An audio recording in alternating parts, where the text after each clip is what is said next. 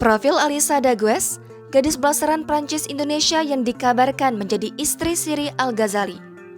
Belum lama ini, santer kabar menyebut Al-Ghazali akan segera mempersunting Alissa Dagues.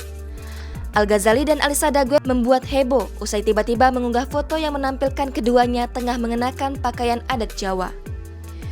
Bak foto prewedding, penggemar pun berspekulasi jika Al-Ghazali dan Alissa Dagues akan segera menikah.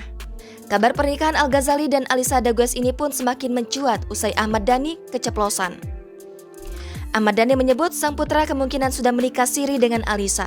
Lantas, siapa sebenarnya Alissa Dagues yang disebut sudah menikah siri dengan Al-Ghazali?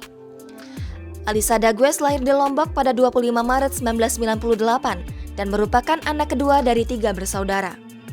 Gadis berdarah Prancis Indonesia ini ternyata berasal dari keluarga kaya raya.